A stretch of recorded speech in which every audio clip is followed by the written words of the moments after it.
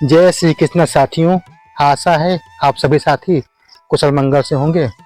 हम अपनी इस वीडियो सीरीज में काल्पनिक कहानियों के माध्यम से भगवद गीता का मानव जीवन में क्या उपयोग है यह समझाने का प्रयास करते हैं। इससे कहीं ना कहीं आप खुद को भगवद गीता से जोड़ पाएंगे और इस महान पुस्तक का अपने जीवन में उपयोग कर अपनी जीवन यात्रा को सुखमय बना सकेंगे। इसी सीरीज में आज की कहानी में हम सीखेंगे कि हम यह कैसे जानें कि कौन सी आदत अच्छी है और कौन सी आदत बुरी। तो आइए आज की कहानी प्रारंभ करते हैं। रोज शाम को गुरुजी और उनके साथी अध्यापक चाय की एक दुकान पर मिलते हैं, जिससे छोटी मोटी सोशल गैदरिंग हो जाती है। इस मीटिंग में स्कूल से रिलेटेड किसी प्रॉब्लम पर बात करना मना होता है। जब चार साथी कहीं इकट्ठा होते हैं तो कभी हंसी मजाक होती है और कभी किसी विषय पर बहस हो जाती है। आदतन गुरुजी किसी भी बहस से दूर ही रहते हैं, क्योंकि बहस दिलों में ठेस पहुंचाकर दूरियां बना देती है। लेकिन आज की बहस कुछ ज़्यादा ही तीखी हो गई।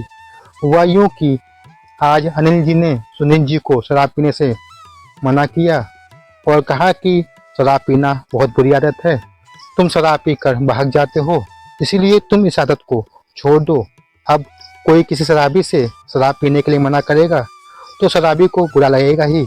इस पर सुनील जी भड़क गए और अनिल जी को शराब पीने की अच्छाइयाँ गिनाने लगे। कहने लगे कि शराब शरीर के लिए सैनिटाइजर का काम करता है। कोरोना काल में इस शराब ने कई लोगों की जान बचाई थी।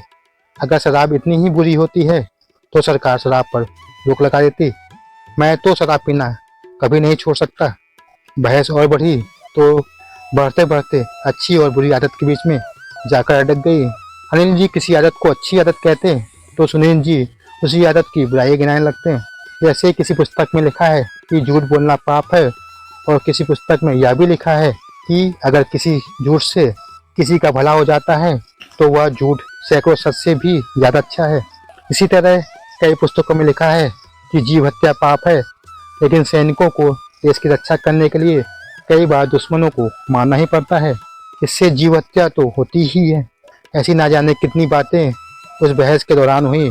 फिर सुनील जी ने अनिल जी से कहा कि आप डिसाइड करोगे कि कौन सी आदत अच्छी है और कौन सी आदत बुरी। आज सुनील जी तो अनिल जी पर बहुत गुस्सा थे। ऐसा लगा कि कहीं दोनों में मारपीट ना हो जाए।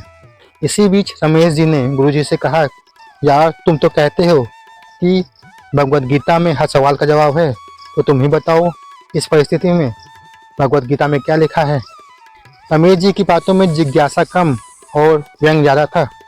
गुरु जी ने मुस्कुराते हुए कहा कि सही कहा आपने, भगवद गीता में हर सवाल का जवाब है। आपके इस प्रश्न का भी उत्तर है। अच्छी और बुरी आदतों के बारे में सदियों से ही महाभारत होती रही है। कोई आदत किसी को अच्छी लगती है तो वही आदत किसी को बुरी लग सकती है। इसीलिए यह कैसे पता लगे कि कौन सी आदत अच्छी है या बुरी, इसके लिए भगवान श्री कृष्ण ने भगवद गीता में कहा है, तद्विधि प्राणिपातेन परिप्रच्छेन सेवया उपदेशयान्ति ते ज्ञानम ज्ञानिन सत्व तत्वदर्शिना। अर्थात गुरु के पास जाकर सत्य को जानो, विनम्र होकर उनसे ज्ञान प्राप्त करने की जिज्ञासा प्रकट करते हुए ज्ञान प्राप्त करो और उनकी सेवा करो।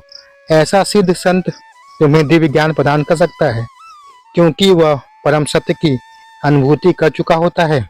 इसी बात को आचार्य चाणक्य ने अपनी चाणक्य नीति में इस तरह लिखा है, धन्या दिजमयी नौका विपरीता भरमाणवे तरंत्या दोगता सर्वे उपरिष्ठा परंत्याध। अर्थात वह लोग धन्य हैं, ऊंचे उठे हुए हैं, जिन्होंने संसार समुद्र को पार करते हुए एक सच्चे ब्राह्मण की शरण ली। उनकी शरणागति ने नौका का काम किया। वे ऐसे मुसाफिरों की तरह नहीं हैं जो ऐसे सामान्य जहाज पर सवार हैं जिसके डूबने का खतरा है। इस श्लोक के अनुसार हम में से किसी के पास भी अपना जीवन, उसके हालात, उतार चढ़ाव, जीवन में मिलने वाले दोस्त या दुश्मन तय करने का अधिकार नहीं है। लेकिन इस लाइफ को कैसे जीना है यह चुनने का हक सबके पास है। बुरी आदतों से भरी जिंदगी आखिर तक बहुत भारी हो जाती है। उसका बोझ उठाना आत्मा के लिए भी मुश्किल हो जाता है। इसीलिए बहुत सोच समझकर अपने व्यवहार को चुनना चाहिए, क्योंकि उसी से हमारी आदतें बनती हैं। बाद में यही आदतें अच्छे या बुरे गुणों में बदल जाती हैं। भगवान सभी को अपनी इच्छा से अच्छी या बुरी आदत चुनने की आज़ादी देते हैं। इसके बाद यह इंसान के विवेक पर निर्भर करता है कि वह कौन सी राह चुनता है। जब हम खुद से ना तय कर पाएँ तो हमें किसी ऐसे इंसान की मदद लेनी चाहिए जिसे इस बारे में अच्छी तरह पता हो, जो इस विषय का स्पेशलिस्ट हो। अब रमेश जी ने कहा, मान गए गुरु, आपके पास सवाल का जवाब है। इस पर गुरु जी ने कहा, मेरे पास नहीं, भगवत गीता के पास। अब रमेश जी ने कहा, यार आपके पास एक भगवत गीता ऐसा हो तो प्लीज़ मुझे भी दे दीजिए, मैं भी इसे पढ़ना चाहता हूँ। और अब यह भी बता दीजिए कि शराब पीना अच्छी आदत है कि बुरी आदत। इस पर गुरु जी ने कहा, श्लोक के अनुसार पहले मेरे पैर छूकर आशीर्वाद लो, थोड़ी मेरी सेवा करो और मेरे लिए कोल्ड ड्रिंक और समोसा लेकर आओ, फिर बताऊंगा। इस पर सुनील जी, अनिल जी के साथ सभी लोग हंसने लगे। साथियों, इसी के साथ आज की कहानी ये समाप्त होती है। अगर कहानी अच्छी लगी हो तो वीडियो को शेयर कर भगवत गीता के प्रचार प्रसार में हमारा सहयोग कीजिए। राधे राधे।